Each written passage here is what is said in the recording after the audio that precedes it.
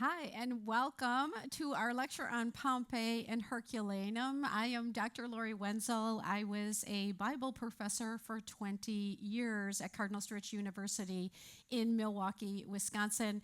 And my husband and I retired a few years ago, and I just feel so lucky that I'm able to come on board and be the resident historian for Viking. And the audience is always so pleasant, and I have found that I sound better with a glass of wine. So thank you for all of those you who are drinking with us tonight. So let's talk about Pompeii and Herculaneum. Just as a starting point, you should know that 75% of the people in Pompeii and Herculaneum were able to successfully flee, and leave the cities before they were destroyed. So let's take a look and let's talk about Pompeii and Herculaneum.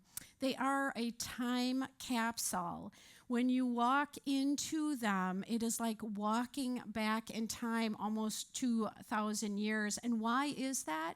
That is because for almost 1,800 years, both of those cities lay undisturbed, covered with ash, covered with mud. And people actually throughout the Middle Ages thought Pompeii and Herculaneum were more of a myth. And so people did not try to dig for them. So we get to go back and we get to take a look, walk through almost and be in a time capsule. You will see first century homes. You will see furniture, storefronts, restaurants, graffiti, baths, gymnasiums, temples, mosaics, brothels, and loaves of bread. Yes, there's 81 loaves of bread that a baker left in his oven that have carbonized. So the very first time you walk into Pompeii or Herculaneum, how many people have been there before? Okay, a few of you. It's so different than anything that you've ever seen that this lecture is to prepare you for the journey tomorrow if you're going to either one of the cities. And 90% of the pictures that are in this presentation, my husband took when we were traveling through each of the cities. So let's take a look at them. Just to get a sense of geography, here is Pompeii right here. And Pompeii had a population of about 20,000 people, and it was about 6 miles away from Mount Vesuvius.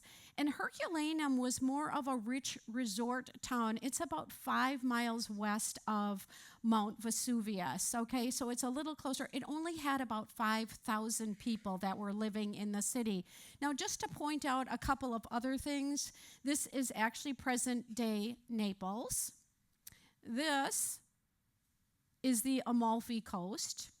And this, I have it just starred right there. For those of you who know your Roman history, Pliny the Elder and his nephew Pliny the Younger witnessed the eruption of Mount Vesuvius, and later on Pliny the Younger is going to write about it, and he witnessed it right from here. He was at his mother's house and he witnessed the eruption, and then he wrote about it at a later time.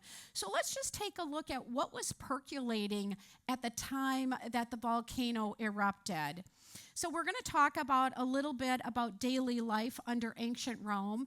Now we know that both Herculaneum and Pompeii were settled by the Greeks somewhere about 500 BCE.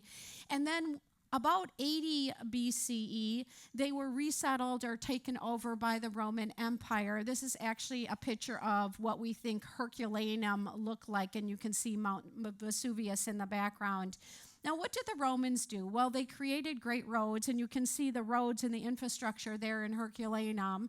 So Romans were great at infrastructure, and they built 50,000 miles of roads, and all roads led to Rome, so it makes great for traveling and great for commerce. The Romans also crisscrossed the Mediterranean and took goods from one city and brought them to another city. Now, what were Herculaneum and Pompeii known for? Well, they were known for their olive oil. They were known for their wine. And they were also known for their fish seasoning. And I always think it's something like Lowry seasoning that everyone had to have. And they exported their fish seasoning. But things began to change in the month of August in 79 AD, and things that were inexplicable. The walls started to crack. They were having trouble with the water fountains, and they couldn't get water from the water fountains. There were tremors. The fish, and they raised fish in pods, and some of the entire pods were killed, and it smelled like rotten eggs in certain places in the city. Now, they didn't know, or they couldn't understand the signs that were happening that this might be a volcano, because the last time it erupted with any sort of force was almost 2,000 years earlier. And of course, there's no written record to warn people. And so people didn't realize what was happening until it erupted. It erupted at 1 o'clock p.m. And it erupted with such force that the volcanic ash leaped 100,000 feet into the air, which is the equivalent of about 18 miles. 40,000 tons of volcanic ash came from the volcano in the first 6 hours, and that's going to increase to 100,000 tons per second. So what happens is within 30 minutes, this volcanic ash is going to, because of the way the wind is, it's going to begin blowing into Pompeii. So the people who were in Pompeii and saw it erupt and left immediately had a good 30 minutes to make their way out of Pompeii.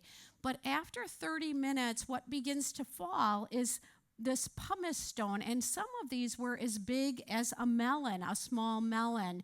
Now what happened is the volcanoes kicked this stone up into the air, and as it was coming down and depressurized, gases were released from the rock, and it became this pumice stone. And the pumice stone landed on the roofs of the buildings in Pompeii, and the roofs are going to collapse. So when you're in Pompeii, there aren't a lot of roofs left because the pumice stone was so heavy. The other problem was the pumice were large enough that it hit people and injured people who were trying to escape, but it also blocked the doorway so people could not push their doors open. Okay, so that's all a problem for them. And then we have the actual eruption, and you see here, this is Pliny the Younger. Remember, I showed you where he lived. He's writing things down. He's actually going to make an account of it, and he can see it, and he describes it as a pine tree rising. And today, this kind of eruption is known as a Plinian volcanic eruption, and he's able to see it from his mother's house.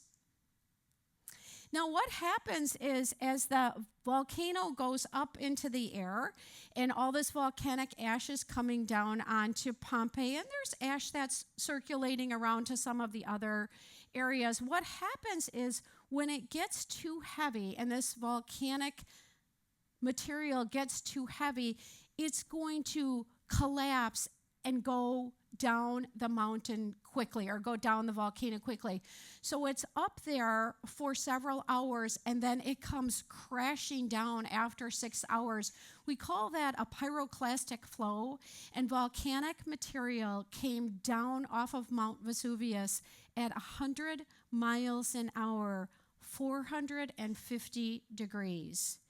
It came into Herculaneum in 4 minutes. The entire city was covered in hot volcanic material. There are going to be 6 total pyroclastic flows that are going to come down from the mountain, from the volcano, and they are going to come into the city, and it's going to be this waves of volcanic ash that's going to come down and destroy both Pompeii and Herculaneum. This is Pliny the Elder. Now, Pliny the Elder was a Roman naval commander, and he has taken his ship, and he tries to get close to Pompeii and Herculaneum to rescue people because he could hear people screaming for help. but he couldn't get close enough because the pumice stones in the water were so thick that he couldn't make his boat go through. He ends up taking his boat and he lands about 18 miles away from Herculaneum. The next morning, the toxic fumes were so heavy where he was 18 miles away from the volcano that he was overcome and killed by the toxic fumes. What we do know is everyone within 6 miles of the volcano was killed. Okay? So, what happens after that is that there are, remember, 75% of the people flee and they're able to make it out of Pompeii and Herculaneum. But what happens is after the volcano settles, it rains out. So now we have volcanic ash that's mixed with rain. And when survivors finally come back and try to dig, there is 10 feet of volcanic ash covering Pompeii. And as they try to dig down, sometimes they hit pockets of toxic gas and they're killed by it. And in Herculaneum, there's 82 feet of mud and slush and volcanic ash and debris. And they can't break into it. So they leave the land for some time. We're thinking maybe 40 or 50 years. And then the volcanic material is going to create such great soil that people are going to return to the land and start farming again, start planting vineyards. And after a couple hundred years, nothing is heard about for either Pompeii or Herculaneum, and people begin to think that both cities were simply a myth. And there's complete silence about those cities from 79 until 1594. Now, in 1594, this man, Fontana, he was digging and he was trying to bring water into a grain mill to get some energy to power the grain mill. He hit an area and he found some mosaics, but he didn't realize that it was Herculaneum and he wasn't really sure what it was, and so he simply covered back up the hole that he was digging. The next time we have any sort of excavations is we have in 1709. This is one of the princes of France. He's a bachelor and he's building a bachelor pad. And he needs water, so he has his architect start digging, and he's digging right over the Herculaneum Theater. And he finds some artifacts, and he thinks, oh, maybe those stories about those cities is true. Now, he is a bachelor and he has a lot of wealthy friends, and so he digs these treasures and he gives them away, okay? Now, the good thing that comes out of that is that his engineer hires an engineer, a Swiss engineer, and they're going to help discover and really be more gentle in the way that they're going to dig things up. In comes Charles of Bourbon, and Charles of Bourbon lives in Naples for almost 20 years. Before he's king of Spain, he's going to conquer Naples for Spain. He and his wife and his 13 children live in the Naples area, and he wants to build a very large house for his family.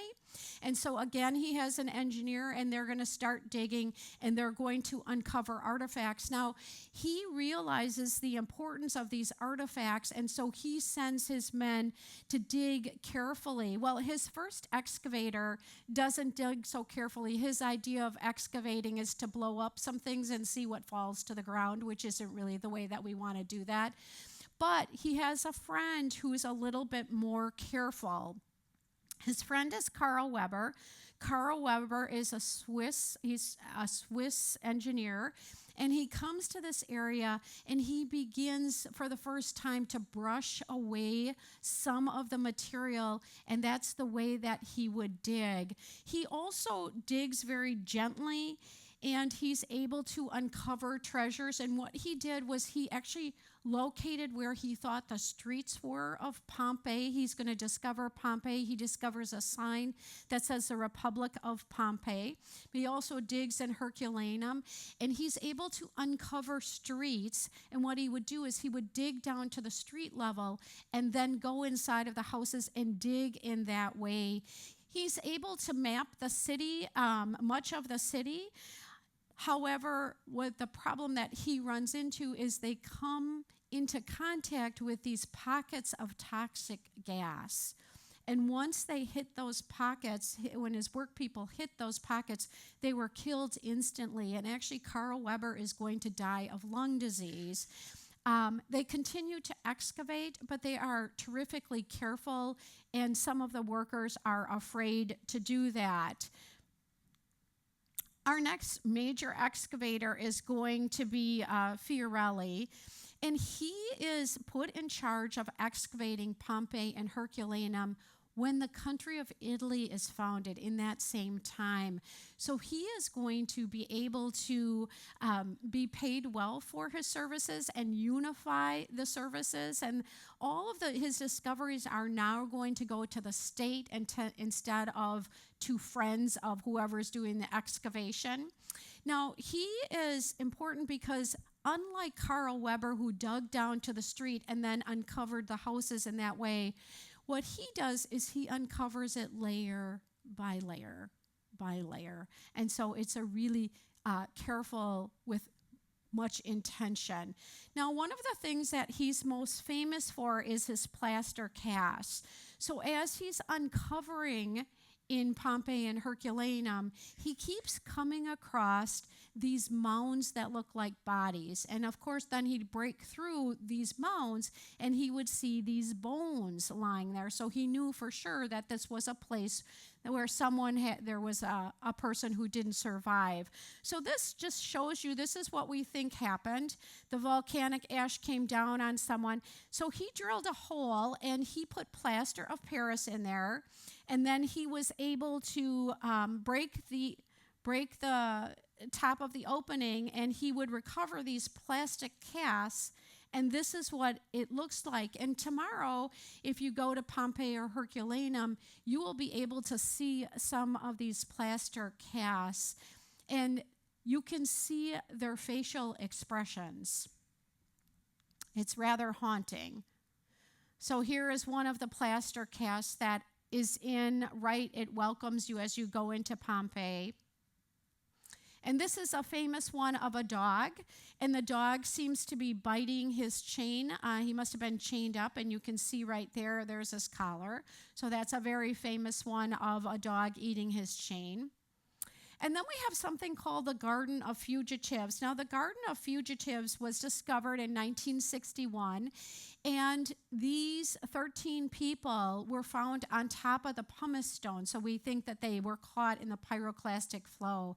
There are babies and young toddlers. There's, it looks like a married couple and a grandma and grandpa. And so they're all trying to escape. And so they've left them so you can see what they look like as they were trying to escape.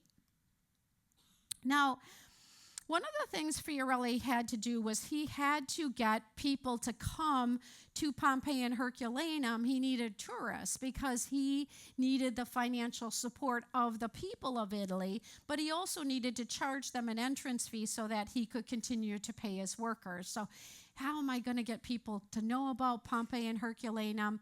Well, he had a friend who was a writer. And they had just discovered a room that had 13 survivors. They weren't survivors, 13 bodies, and one of them was of a young girl. So Fiorelli's friend, who was an author, wrote a love story about how a young boy visiting Pompeii imagined himself going back in time and rescuing this girl, this young girl. So it's a love story. It becomes a bestseller, and now everyone has to go to Pompeii and Herculaneum. So in the 1800s, this is what they looked like when they visited Pompeii and Herculaneum after reading that love story. And this is what we looked like 4 months ago when we were visiting with Viking, okay? Little different attire, just a little different, but we're still visiting. You can read the love story, but only if you read French. It's Maria Avila, and it's only if you read French, because it's all in French. Okay, so let's talk about present-day Pompeii and Herculaneum, and what are some of the things you'll see when you go visit there. Well, it's important to note that 2/3 of Pompeii is excavated. So you have about 110 acres that are excavated. But in Herculaneum, only 1/3 of Herculaneum is excavated. And the reason for that, there's only 10 acres, is if you look here, the city is built right over the ruins. So in order to excavate more, they would actually have to tear down some of the houses that are there. And they can't do that, and they don't have enough money to buy those houses. So there's simply 10 acres, but it's still an interesting city to visit, especially because Herculaneum, some of the houses are better intact than they are in Pompeii. Okay. So when you visit the city, either one of them, they are going to take you into a house or some of the houses that survive. So we're going to take a look at one of the very important houses that maybe you'll see in your journey. Just something to know about the blocks, because you'll go up and down the streets when you visit Pompeii and Herculaneum. The houses, the remains of the houses that you'll see, the houses were all in a block, and the middle class and the rich lived on the same block. There wasn't a rich block. Like, I'm from Milwaukee, Wisconsin, and if you're rich, you live on the lake, and if you're poor, you don't live on the lake, right? So you either live on it or you don't. But in the ancient world, the middle class lived right next to the very wealthy. The difference was the size of their homes. A middle class person lived in one room, maybe a 13 by 13 room. And so what you see here is you see all of these little residences. And this is the smallest one down here. This is a rather large residence, and this is an even larger residence, okay? So you have somebody who's living in a 10,000 square foot home and someone who's living in 13 by 13. They lived right next to each other. Now, where did the poor live? Well, they lived on the street, okay? So we're going to take a look, and you can see some of the paintings. The ancient people love to have their walls painted, so many of their walls are painted. And this is what we think one of the houses that looked like, and we're going to take a look at that particular house. This is the house of Menander, and the reason for the name is that is the name Menander. He was a Tony Award-winning Greek poet in the ancient world. He wrote 108 plays, and everybody loved his plays. And his picture is painted inside of this particular home. So when the excavators discovered it, they simply named the home after the painting that they found inside. It's a very wealthy home. We think it might be as large as 20,000 square feet. And inside of the wealthy homes, they have something called a peristyle. Now, a peristyle is a courtyard that has pillars around it and a partially covered roof, because it gets to be 110 in these cities in the summertime. So you wanted to be outside, but you wanted to have some covering. So this is called a peristyle. And this was usual to have these peristyle gardens inside of the wealthy homes. And you can see all of the paintings that they have on the walls. So when you're in either one of these cities, you're going to see all of these rich colors on the walls.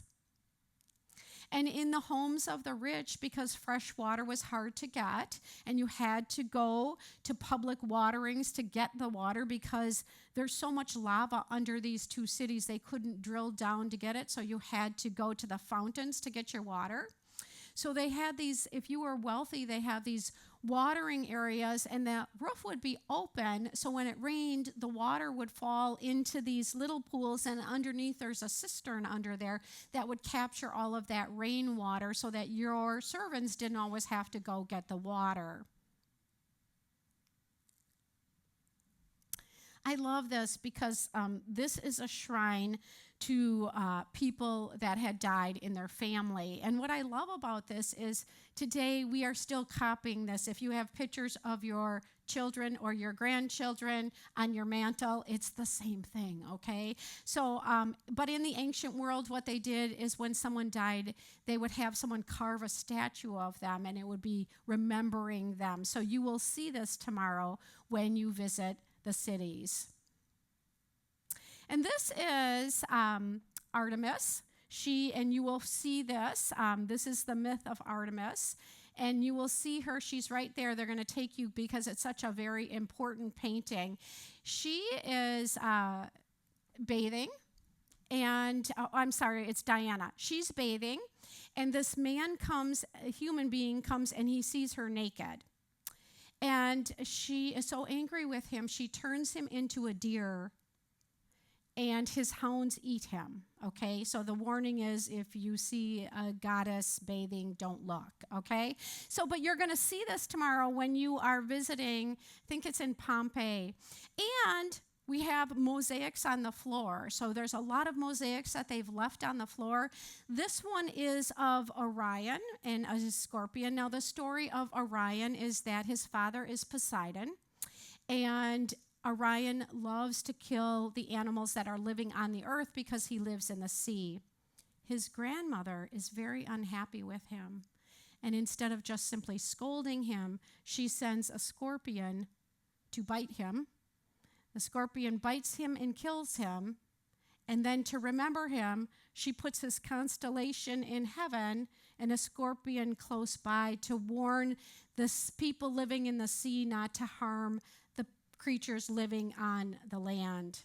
Now, I'm not suggesting that you are like that kind of grandmother, okay? That is not a good thing to be.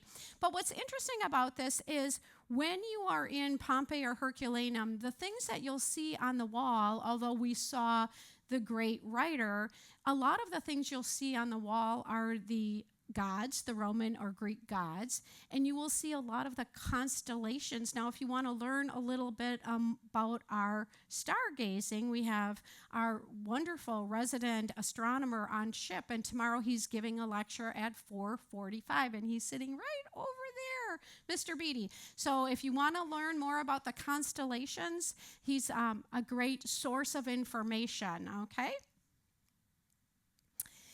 If you are in Herculaneum, there is they call it the College of Augustulus.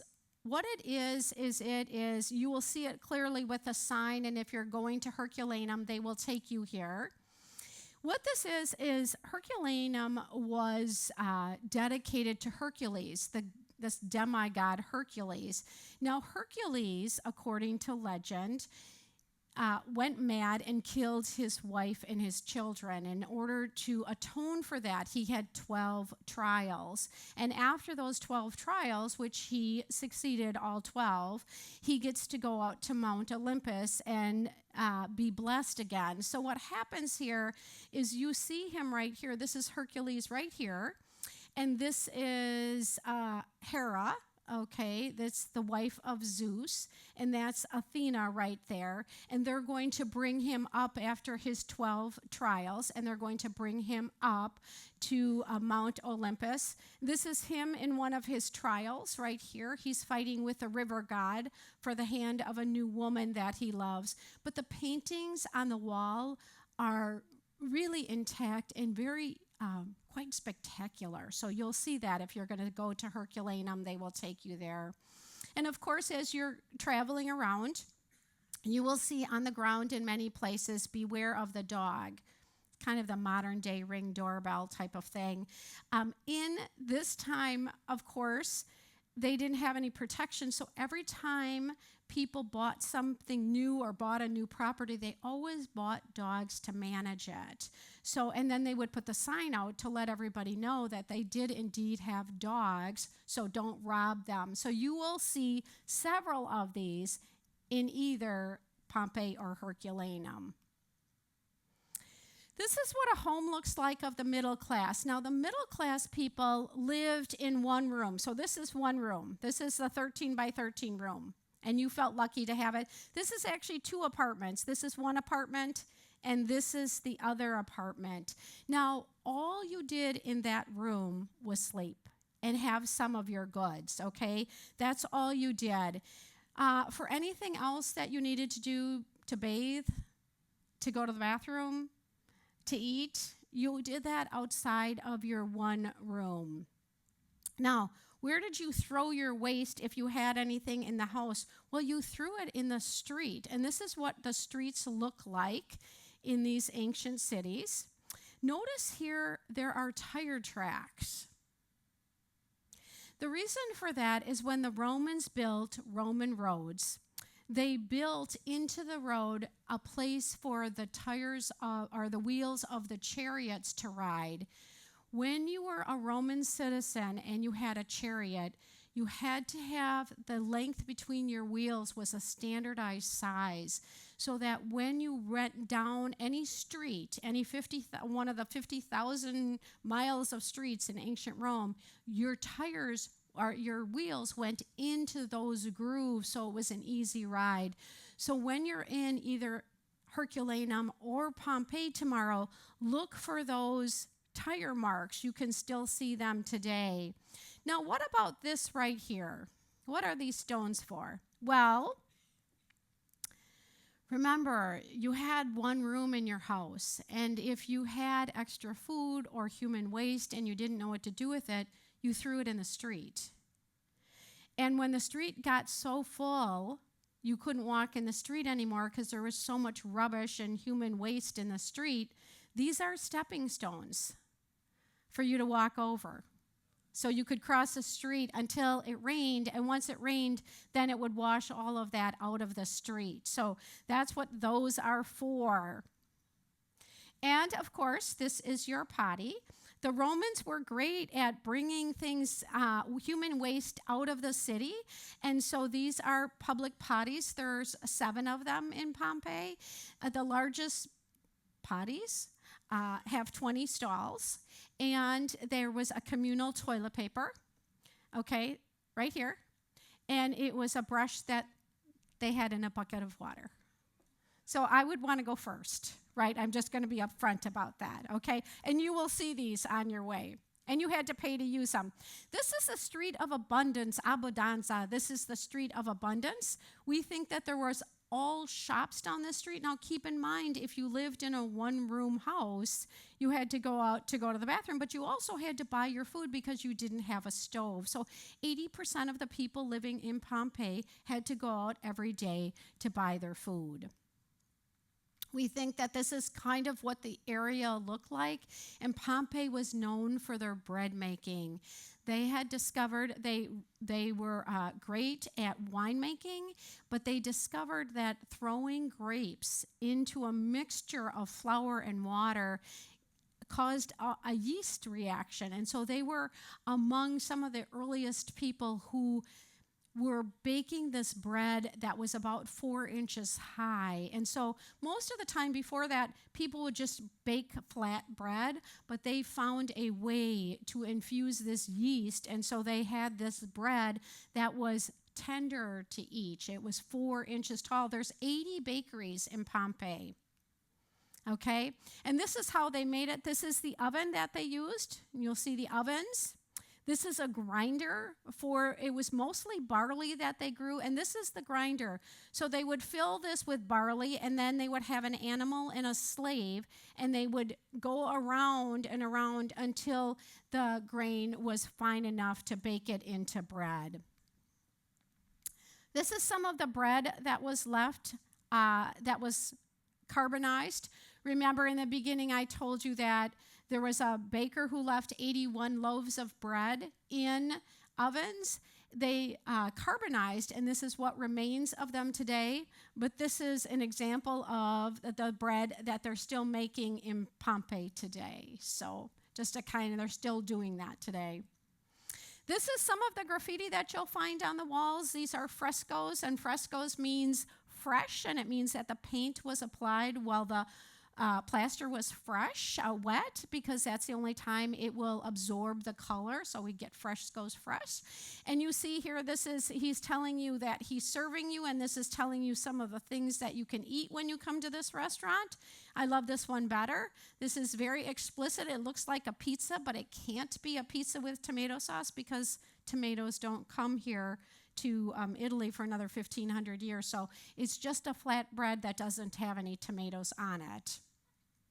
This is what some of the kitchen areas look like. This is one of the restaurant areas, actually two of them. So they had these large containers that were underneath, and then you would just come and get, they liked their wine warm. They liked their nuts warm, their fruit and nuts warm. So this is warming places where they would warm their food. Their favorite dish was a mouse that was cooked in honey with sesame seeds. This is what we think the kitchens looked like at this time in history. There were these big kitchen areas, and then these kitchen areas would supply the smaller areas. Mostly these were run by slaves. And this is what this huge gathering looks like today. This is the water fountain. You'll see water fountains in both of the cities. Rome brought water from the aqueduct system into both of the cities, and there are 7 or 8 public fountains in Pompeii. And of course, people would have to come in the morning and get their water. And this is what we think life looked like on a good day in Pompeii. Winemaking, you could order your wine, and these different colors symbolized what grade of wine you wanted. And again, they liked their wine warm, but not too warm, so they would put it in these pots that had gravel around it to keep it warm. This is one of the houses that you'll see in Pompeii, and what I want you to notice about this when you go inside this particular house is look at Mount Vesuvius. Mount Vesuvius looks very different today because after the volcano erupted, it blew off the top third. So it no longer has this big peak. And this is Bacchus, the Greek god of wine. And why do we think, in addition to these paintings, that this was the home of a winemaker? Well, he had jars in his house that could have held up to 100,000 liters of wine. And do you know what they call that? A very happy man. Okay, so Rome was known for its baths. They were the cleanest people in the world, one of the only people that didn't have lice. And people bathed every single day. These gymnasium and bath areas were, my husband always tells me what size it is in comparison to a football field. So the baths are about the size of a third of a football field. That's what he said, okay? But they could fit about 2,000 people, and they had a library, a gymnasium. The men would exercise in this gymnasium. The women had their own changing area and their warm and cold pool, and the men had the same thing. So let's take a look at what you'll see. When you go to Pompeii, you'll see the exercise area. They still have the exercise area that's very well excavated. You will also see the bath area, and look at the lockers. They came in and they put their things up here in the lockers. And down here, this is one of the hot pools. They were able to heat the water underneath by heating the floor underneath. And sometimes it got so hot in these bath areas that they had this cooling tub in the middle that you could splash yourself if you got overheated. And this is one of the tubs that you would sit at. You would sit on this ledge around here, and the tub would be filled with water. Brothels. There are a number of brothels, well over 20 in Pompeii. And how do you know how to get to a brothel? Well, by looking at the ground, okay? So you look at the ground and you see this, and I want you to notice that they pointed it out. It wasn't something I noticed on my own. Or this sign over here. Now, why does Pompeii have so many brothels? Well, they do because they're a port. And so they have a lot of sailors come in, and they had all of these brothels because they have all of these sailors making their way through. So these signs on the ground and on the wall would guide them to a brothel. This was kind of creepy. They couldn't speak the language, all of them, so they had pictures on the wall telling you exactly what you would get for your money, and everyone takes pictures. And I knew that I was going to use a picture in this lecture, so my husband said, well, I'm not going to take a picture of what those are, but I'm going to take a picture of somebody taking a picture. It's a little less creepy, okay? So just so you know. But everybody takes pictures, but that's less creepy. Lupanar, it means she-wolf, but it was the slang for a Roman slave prostitute. And these are the beds that you'll see in the brothel. So they had these stone beds. The Forum. When you go to Pompeii, you have a chance to walk around the Forum, and I'm going to encourage you to walk around. Don't just stay in the center. Walk around these great buildings. The Forum was the public gathering place. It had the temples, it has restaurants, it has another gymnasium, it has an amphitheater. This is what we think it looked like before it was destroyed. So it looks sort of like what the Forum looked like in Rome. So this is what it looked like. And this is what it looks like today. You will see the Temple of Apollo. So this is one side of the temple right here. This is what you see if you're kind of in the large courtyard area. But if you go around that altar, then you're going to get to see Apollo with his arrow. So that's why I'm saying they give you some time. So journey out a little bit. Don't be afraid to go walk around. This is a temple of Jupiter. We think it dates back to the second century. This is the basilica. Now, for Christians, we think basilica means church or gathering, but actually basilicas were the Roman government building, and they were an oblong building that had a center stage and an aisle to get up to the center stage. And this is a place where a judge would hear any cases brought before him. Now, Christians they like the building and they like the style, and so they take these government buildings, make them church buildings, and call them a basilica. But basilicas date back to about 500 BCE. The marketplace, these are the pillars right here, and we think it looked like this in the first century. And this is their fish sauce. This was the name of a famous maker of the fish sauce. He has this mosaic in his house. What they did was they put fish in spices, and they let all of that water dehydrate. So I would imagine in Pompeii, it didn't smell very good with all of those dead fish drying out in some sort of flavoring. But Pompeii was known for its fish sauce, its tangy fish sauce, and they exported it all over to all the different Roman colonies. And just taking a look at their theaters, this theater actually predates the Colosseum. It's built about 150 years before the Colosseum, but it is one of the first stone amphitheaters. The ones before this were made out of wood. This is one of the first ones. It does not have a floor underneath it, so if someone died in this amphitheater, they were taken out a main door. There was no way to hide it. There's also a large theater, and this large theater held about 5,000 people, and we think that they put on plays here. And they also had a smaller theater that actually had a covering over it, so on hot days you could sit and listen to some wonderful music. We're going to close by talking about the boathouses in Herculaneum.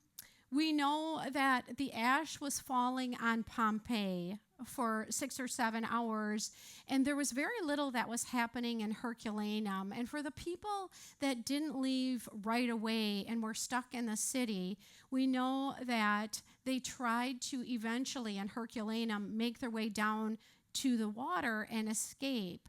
There were several hundred people that went to the boathouses to shield themselves from the pumice that was falling. But remember when Pliny the Elder tried to take his boat and he couldn't get there because there were so many pumice stones in the water. He could just hear people crying for help. So there were people that were hiding in the boathouses, several hundred. There's 12 boathouses, and when the pyroclastic flow came down, they were almost baked alive. Now, these skeletons are not real, but it gives you a sense of how many people. So I think there were over 350 people that were caught in a pyroclastic flow. We're just going to talk about the date for Mount Vesuvius, and we're going to end up there. They think, or Pliny the Younger, who wrote about it 20 years later, puts the date of the eruption in August. However, archaeologists think actually the date of the eruption was more October 24th or 25th for a couple of reasons. They think that because people were wearing heavier clothes that would be too heavy to wear in August. The things left on the table were things that would have been harvested in August and September. And last, there's a writing of somebody who said he ate too much a week before October 24th. So they're thinking, well, he wouldn't have eaten too much in October 24 of 79 because it wouldn't be there. So there's all these signs that maybe the dates were wrong. And this is what Pompeii looks like when you visit it. And this is what it looked like in the first century. And this is what it looked like. And this is actually, these are the boathouses. This is what it looks like today.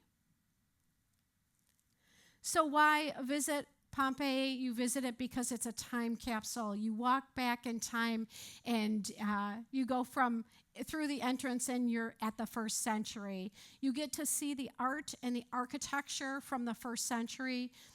I think it helps you realize how quickly life can be taken away. The archaeological significance, it just tells us a lot about ancient Rome in the first century. It's a stunning location, and I hope this readies you for your trip into Pompeii or Herculaneum whenever you go, and I thank you so much for your time.